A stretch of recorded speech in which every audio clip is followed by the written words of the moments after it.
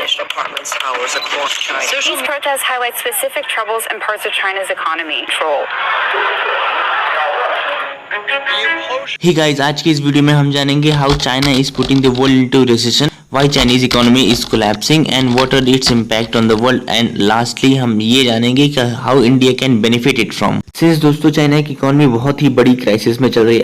अब आप सोच रहे होंगे कि कौन सी क्राइसिस में चल रही है दोस्तों, क्योंकि चाइना का रियल एस्टेट जो कि चाइना की इकोनॉमी का 1/3 है, चाइना की इकोनॉमी का 20 to 30% कवर करता है रियल एस्टेट। ये बहुत ही बड़ी क्राइसिस में ऐसा क्यों हो रहा है, तो आइए हम इस वीडियो में थोड़ा विस्तार से जानते हैं। दोस्तों ये क्राइसिस 2011 से 2018 के बीच में ही शुरू हो गई थी, जब चाइना में रियल एस्टेट के प्राइसेस 3 टाइम्स तक बढ़ गए थे।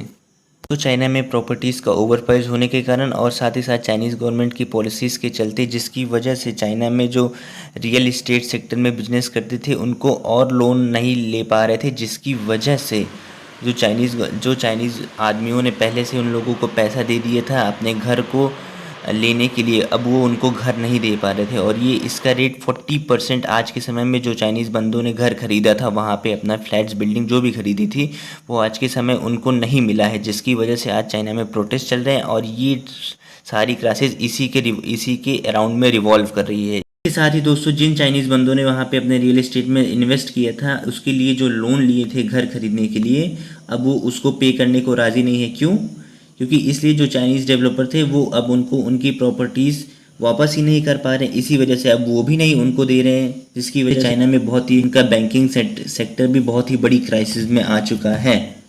इसी के साथ ही दोस्तों आपको जानकारी के लिए बता दूं कि चाइनीज़ बैंकिंग सेक्टर ने $9 ट्रिलियन का प्रॉपर्टी सेक्टर को लोन दिया था, जिसमें से $5.3 ट्रिलियन मॉर्टगेज फॉर्म में है। वही मॉर्टगेज मीन्स होम लोन, जिसको वही चाइनीज़ बंदे वापस नहीं कर रहे हैं। इसी के साथ ही दोस्तों चाइना में प्रॉपर्टी सेक्टर का बहुत ही बड़ा बाइकआउट चल रहा है, जिसकी वजह से वहाँ पे प्राइसेस बहुत ही तेज़ी से नीचे आ रहे हैं, जिसकी वजह से एनालिस्ट के अनुसार 291 बिलियंस ऑफ लोन्स और भी इम्पैक्ट कर सकते हैं। साथ ही दोस्तों चाइना में जो लोकल गवर्नमेंट होती है, जैसे इंडिया में स्टेट गवर्नमेंट होती है, वैसे चाइना में लोकल गवर्नमेंट होती है। तो वहाँ पे रियल एस्टेट एक्टिविटीज़ के चलते बहुत ही अच्छा खासा अमाउंट अर्न करते थे, जिसकी अभी रिसेंट टाइम में इन एक्टिविटीज़ के चलते उनकी 32% कमाई कम हो चुकी है। और इसकी वजह से अब वो अपनी फर्दर स्पेंडिंग भी लेस करेंगे, और साथ ही साथ एक्सपेंडिंग लेस करेंगे, तो वहाँ पे चाइना में बाइकआउट और भी ज़्यादा चलेगा, और साथ ही साथ वहाँ पे प्रोटेस्ट भी होंगे। चाइना की आन बान और शान, चाइना की सबसे बड़ी, इनफैक्ट दुनिया की सबसे बड़ी कंपनियों में से एक हुआ करती थी एवरग्रांडे,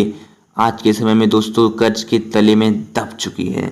उसके ऊपर $305 बिलियन का लोन है। साथ ही दोस्तों कैसा ग्रुप, शिमाओ ग्रुप और सुनाओ ग्रुप, जो कि चाइना में बड़ी कंपनियां हुआ करती थी रियल एस्टेट सेक्टर में, आज के समय में उनके ऊपर $18 बिलियन का लोन है। इतनी बड़ी जो क्राइसिस हुई है रियल एस्टेट की, तो ये चाइना को इम्पैक्ट करेगी ना दोस्तों। आप ऐसा सोच रहे हो कि नहीं यार, ऐसा नहीं होने वाला, पूरी दुनिया को इम्पैक्ट करेगी, पूरी दुनिया की को रिसेशन में ला के डाल देगी। आइए जानते हैं।